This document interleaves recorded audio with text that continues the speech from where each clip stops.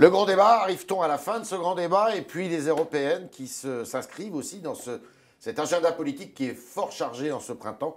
Et c'est avec Sergio Coronado que nous sommes ce matin, qui est candidat sur la liste de la France Insoumise aux européennes.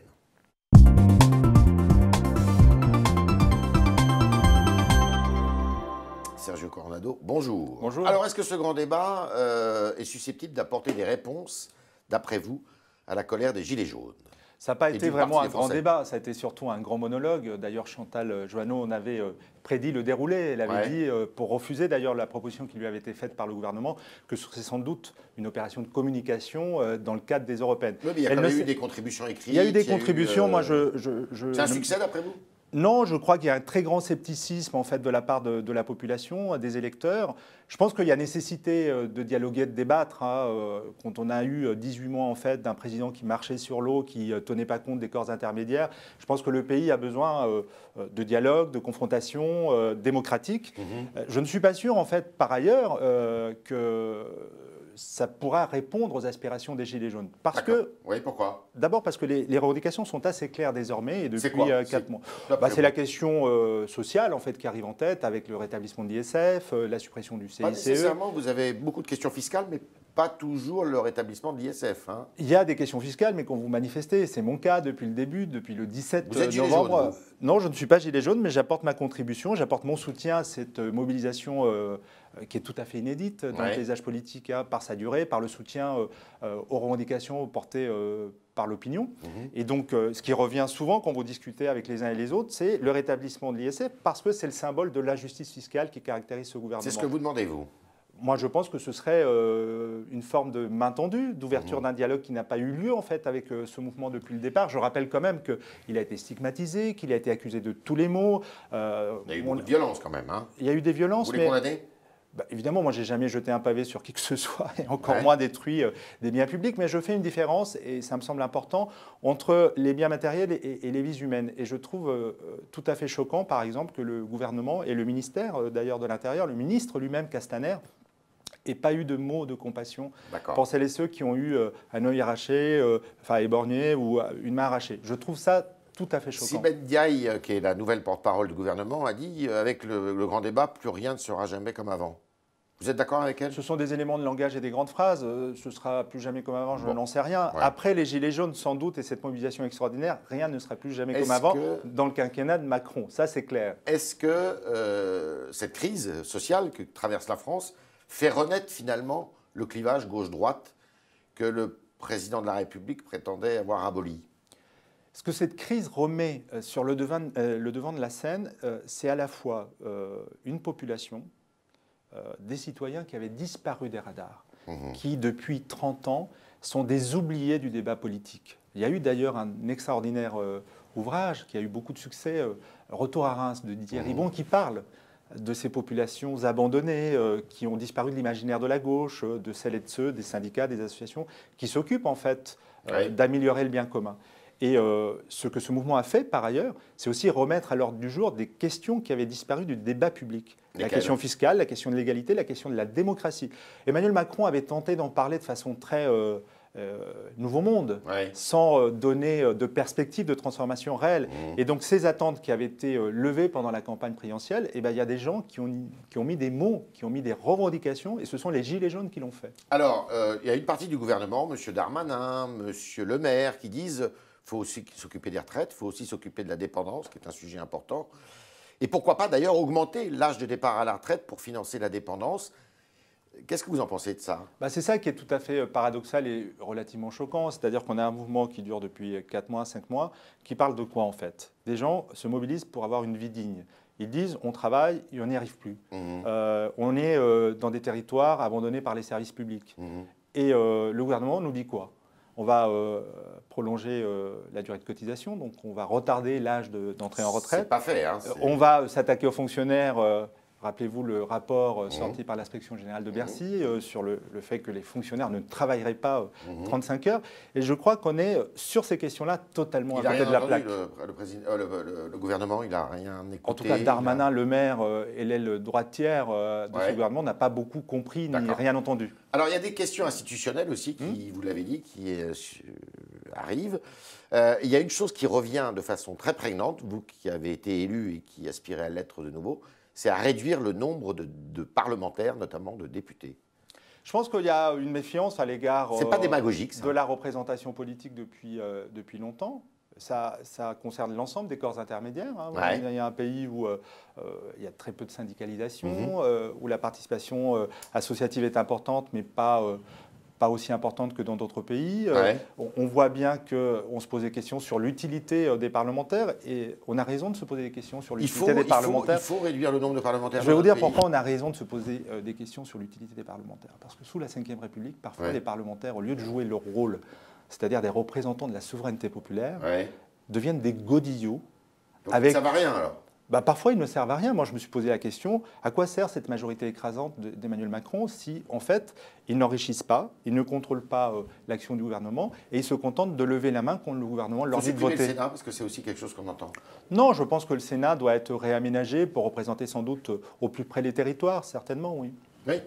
Alors, les élections, oui, parce que bon, il va y avoir des propositions de fait. On attend un discours du président de la République, mais est-ce qu'il faut un acte politique fort du style dissolution ou un référendum à questions multiples? Moi, je crois que dans une démocratie, quand il y a un conflit social de cette durée, quand on voit que le gouvernement a du mal à répondre ou ne souhaite pas répondre aux revendications, il faut revenir devant les électeurs. C'est sain dans une démocratie. Donc, il y a des outils démocratiques. Alors. Moi, je pense qu'il en a la capacité, le président de la République. C'est lui qui décidera s'il souhaite ou pas une dissolution. Mais je pense que ce serait une bonne chose, en fait, de remettre les pendules à l'heure autour d'un projet. Moi, ce que je ne vois pas aujourd'hui, à part peut-être quelques pistes catégorielles, c'est la question du récit, du sens du quinquennat d'Emmanuel Macron. Je vais vous dire, moi je ne suis pas macroniste, ce n'est pas un secret, je ne suis pas libéral non plus.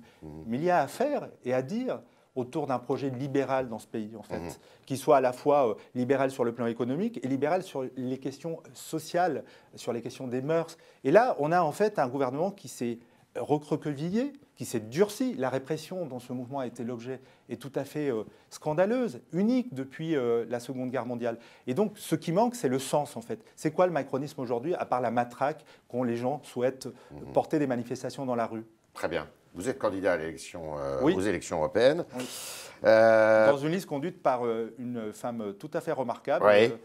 Elle vous a fait bonne impression lors du débat qui a eu lieu jeudi soir à la télévision? Oui, elle a été solide, elle avait des propositions. Je trouve que quelqu'un qui n'avait jamais plongé dans le bain politique, Manon Aubry, se débrouille parfaitement.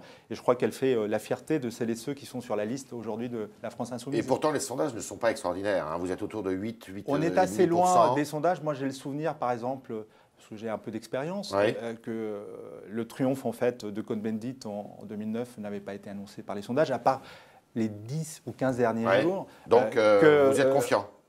Moi, je pense que quand on fait campagne, quand on a des propositions qui sont en cohérence en fait, avec ce qui se passe dans le pays, oui, il faut l'être. Il faut faire campagne jusqu'au bout. Un sujet, semble-t-il, d'après aussi les études d'opinion qui vient en tête à l'occasion de ces européennes, c'est l'immigration. Et le ministre de l'Intérieur a dit que dans les traversées de migrants de la Méditerranée, les associations humanitaires se montraient complices, car elles favorisaient ou elles passaient des coups de fil avec les passeurs, et que, de ce point de vue, elles étaient condamnables. On a un mouvement depuis 5 mois, dans un pays qui est travaillé par l'extrême droite depuis 30 ans. Et pas une revendication xénophobe ou sur l'immigration n'a émergé. C'est tout à fait surprenant. Moi, c'est ce qui me rend tout à fait fier d'être français. C'est que je trouve que ces débats-là, ces polémiques-là, elles sont alimentées souvent par les responsables politiques. Ça ne vient pas nécessairement du pays. Et ce que j'entends, moi, quand je m'attarde sur les déclarations de Castaner, ce que j'entends, ce sont les mots de l'extrême droite. Ce sont les mots de Salvini. Vous les condamnez? Ce sont les mots de Salvini. Je les avais condamnés quand c'est l'extrême droite qui les tient, donc je les condamne quand c'est le ministre de l'Intérieur qui les tient, à son tour. Vous estimez que c'est d'abord, c'est diffamatoire. Il n'y a aucune enquête qui a été ouverte. Il a donné des preuves. Hein. Enfin, il a donné. Non, vos collègues du Monde, parce que vous lisez parfois vos collègues aussi, bien sûr, on dit que ce sont des accusations infondées, qui ne sont pas étayées et qui n'ont aucune preuve réelle. En 16e position, vous avez des chances d'être élu? Je pense qu'on a toujours des chances quand on est candidat. D'accord. Alors, il y a un texte qui vient aujourd'hui à l'Assemblée, c'est celui qu'on a appelé la loi, le projet de loi sur les GAFA, c'est-à-dire les géants de l'Internet, qui sont pour beaucoup américains. Et la France veut légiférer pour les taxer à hauteur de 3% de leur chiffre d'affaires. Vous êtes partisan de cette loi? Moi, je suis partisan pour que les GAFA ne se comportent pas comme des prédateurs et qui fuient l'impôt. Je pense que cette volonté de la France, elle fait suite à l'échec d'une taxation européenne, en fait. C'est une des difficultés, c'est que l'Europe ne protège pas aujourd'hui, et notamment face aux multinationales qui ont cette capacité-là d'installer leurs sièges sociaux un peu partout. Vous approuvez alors cette disposition? Moi, je pense qu'il faut aller dans cette direction. C'est très peu ambitieux comme démarche. Ouais. C'est ça qui m'étonne, c'est que Bruno Le Maire fait des grands discours, mais sur la scène européenne trouve assez peu d'alliés et démontre assez peu de volonté d'aller de l'avant. Je pense en effet que les GAFA doivent payer des impôts, comme toutes les multinationales, qu'il est insupportable que sur le territoire européen, on compte également des paradis fiscaux, hein, et la liste établie par la Commission ne correspond pas à la réalité. Ouais. Le Luxembourg, Chypre, Malte, l'Irlande, Pour même les vous, Pays-Bas ce sont des paradis fiscaux, oui. Et donc, pour avoir une fiscalité qui contribue en fait au bien commun, il faut que personne n'échappe à l'impôt et surtout pas les multinationales. D'accord. Vous n'avez pas peur de vous retrouver, je ne sais pas si vous serez élu, mais de vous retrouver très minoritaire à l'Assemblée de Strasbourg? D'abord, parce qu'il y a une forte poussée des listes souverainistes. Au Parlement européen, il n'y a pas de majorité en tant que telle, vous le savez. J'entends bien, mais il y a un groupe dominant qui est celui du PPE. Il y a un groupe dominant qui est celui des conservateurs, qui d'ailleurs co-gère avec les sociodémocrates et parfois même avec les Verts. J'entendais les candidats. Ça pourrait ne plus être le cas. On verra. En tout cas, moi, je crois que dans un Parlement, dans une instance démocratique, le fait d'être minoritaire ne vous empêche pas de travailler, d'avoir des propositions. Je prends pour exemple Younous Omarjee, le député France Insoumise au Parlement européen. Il a été capable, autour de l'amendement sur la pêche électrique, d'aller très loin et de construire des majorités sur des votes. Donc, je pense que rien n'est jamais figé dans une instance démocratique. Au contraire, c'est ça la force de la démocratie, c'est qu'on peut dialoguer, on peut convaincre. On est avec Sergio Coronado et on continue, chers internautes, avec vos questions que pose maintenant Jean-Baptiste Semerjian.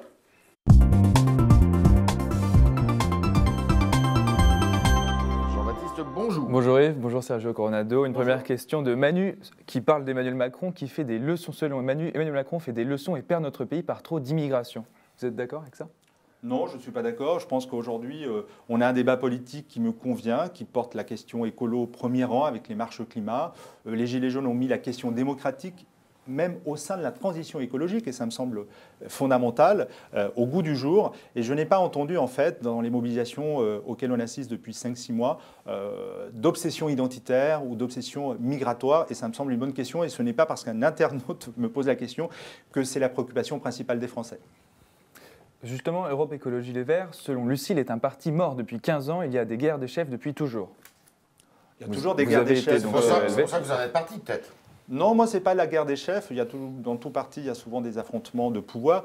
Non, moi, j'ai un désaccord fondamental, et notamment avec Yannick Jadot, d'abord sur l'écologie. Moi, je pense qu'une écologie libérale n'est pas la solution. Moi, je suis pour une écologie populaire et sociale, et je pense qu'à l'échelle européenne, il faut à la fois s'affranchir des traités pour réorienter l'Union européenne, pour en faire un espace de coopération, de mutualisation, d'harmonisation fiscale, et également un levier utile pour la lutte contre le réchauffement climatique. La taxe carbone en France? Ce n'était pas une taxe carbone d'abord, c'était une taxe qui venait simplement abonder les caisses de l'État pour compenser les cadeaux fiscaux faits par le gouvernement. Ça n'allait pas dans la lutte contre le réchauffement climatique. Et puis une taxe carbone qui fait payer celles et ceux qui ont un usage contraint de la voiture et qui laissent de côté l'aviation, le kérosène, les grandes entreprises polluantes qui vivent de l'exploitation des hydrocarbures. Ce n'est pas une taxe carbone, ça ne l'était pas. D'accord. Selon Charles, qui est militant insoumis, vous n'avez aucune chance de siéger à Strasbourg, on en a déjà parlé, et vous aurez, selon lui, 4 à 5 députés qui siégeront. 4 à 5 députés. Quand on fait de la politique, prédiction, c'est qu'on croit en fait à la capacité de mobilisation, et notamment de notre électorat. Donc quand on est candidat, on croit toujours à la victoire, on croit que la victoire est possible. Moi, c'est mon cas, sans ça, je ne serais pas ici et je ne ferais pas campagne comme je le fais depuis déjà 2 mois. Qu'est-ce que vous lui dites à Charles, qui est militant, pour qu'il aille voter, qu'il mobilise autour de lui? Qu'il s'engage, qu'il fasse campagne, qu'il participe aux réunions publiques. Une des caractéristiques de la France insoumise, c'est sa capacité à mobiliser. Contrairement à d'autres partis, nous sommes en campagne depuis plusieurs mois. On n'a pas attendu le mois d'avril. Depuis décembre, avec l'élection de Manon Aubry comme tête de liste, il y a eu des dizaines de réunions publiques importantes, des milliers de réunions sur le territoire. On a organisé des événements importants. Donc voilà, il ne faut pas être pessimiste, au contraire. Alors, on sait que l'abstention est généralement très forte aux élections européennes. Est-ce qu'il faut rendre le vote obligatoire? C'est une piste intéressante. Il y a plusieurs questions. Dans l'interrogation démocratique qui a émergé ces derniers temps, il y a la question de la prise en compte du vote blanc, du vote obligatoire, du référendum d'initiative citoyenne. Je pense qu'il faut avoir un débat d'ensemble. Ce que l'on voit, ce que disent ces propositions, c'est l'essoufflement du système de la Ve République. C'est l'incapacité à répondre aux aspirations démocratiques. Je pense qu'il est temps de passer à la Sixième République. Oui. Qu'est-ce que vous lui répondez à Jean-Claude qui dit d'Europe Écologie Les Verts à la France Insoumise, drôle de parcours en parlant de vous, les Verts sont donc devenus d'extrême gauche avec cette personne? Je ne suis pas d'extrême gauche, je suis toujours écologiste. Je pense qu'une écologie sociale et populaire, comme a pu l'apporter Jean-Luc Mélenchon, est une des solutions de la mobilisation à la fois de l'électorat et un outil pour répondre à la crise sociale, écologique et démocratique. Vous êtes en accord avec tout le discours de Jean-Luc Mélenchon? Je pense que je n'aurai pas nécessairement toujours les mêmes mots, mais oui, c'est un accord sur l'essentiel. Une dernière réaction, une dernière question de Lucette qui attire votre attention sur les violences policières durant les manifestations de Gilets jaunes.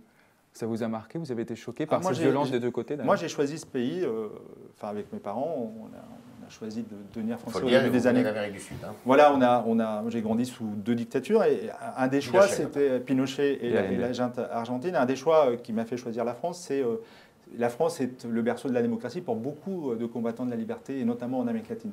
Et donc de voir que ce gouvernement utilisait la violence légitime pour réprimer un mouvement de la manière dont il l'a fait, oui, m'a heurté et j'ai été sensible aux arguments avancés par le défenseur des droits, par il y a beaucoup de violence en face, quand même, aussi. Il y a toujours eu beaucoup de violence, parfois, dans des mouvements sociaux. Vous savez, quand vous prenez le mouvement antinucléaire, 68, qu'on célèbre, hein, la bourse a brûlé, hein, pas si loin, un commissaire avait été écrasé. Quand vous regardez les photos, le boulevard Saint-Michel avait été presque détruit.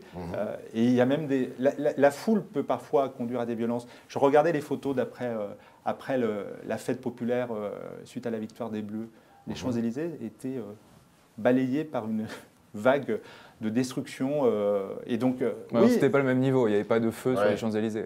Non, mais il y avait beaucoup de dégâts matériels. Les dégâts matériels, plus faible, moi je les regrette, je les condamne, mais ça se répare. Les vies humaines, ça ne se répare pas. Merci Sergio Coronado de toutes vos réponses à nos questions, à vos questions, chers internautes. Merci Jean-Baptiste Sémergent de vous en être fait l'écho. Et à demain, si vous le voulez bien.